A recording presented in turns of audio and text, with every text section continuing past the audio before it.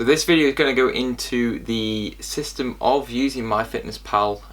It is quite simple, but it's just finding certain ways around it whereby you can understand how to set it yourself, so that we're actually getting into actually setting everything so it's set up for you, how to make it manageable so you can actually do it on the daily quite easily, and then if you do need to make any changes or even micro changes, there's ways around it.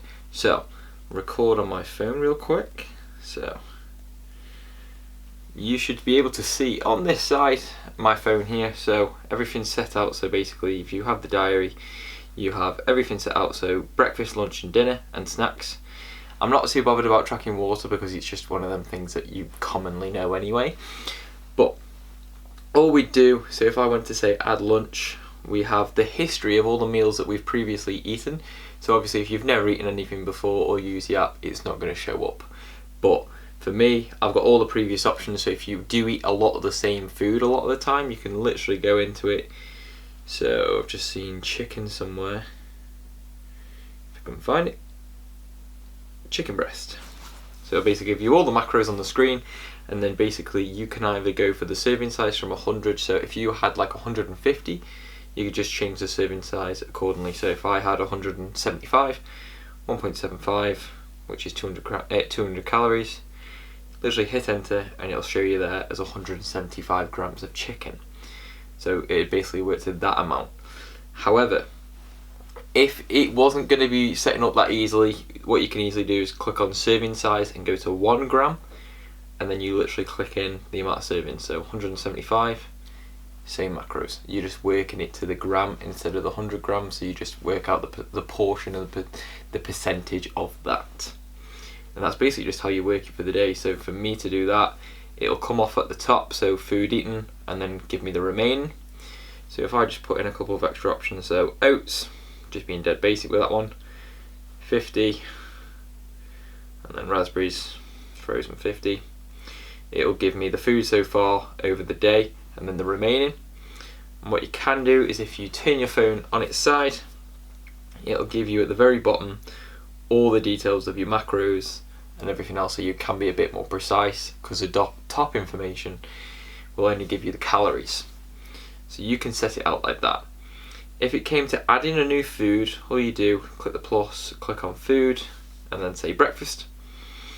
And then what you can do is search. So if I said a croissant, maybe dead random with that. So I've had a croissant before and that's seen, but if you want to search for more options, basically just go search, find the one you want. So if you had a Starbucks one, click on that, one piece, all the details, hit the click, and it's added in. So it'll tend to give you a bit of a warning sometimes if it's high in certain levels that aren't meant to be good. So it'll come up as orange or red. If it's good, it'll come up as green. So it's pretty well set so that you can sort of know what food's good and what bad, obviously around the calories that you've been provided in the past or by me. So if we then looked at it, so we want to change the overall goal.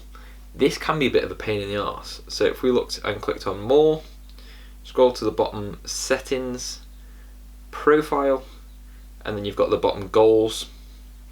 So with the paid version, you can go into setting it precisely. So you can set everything so it's to the minute detail.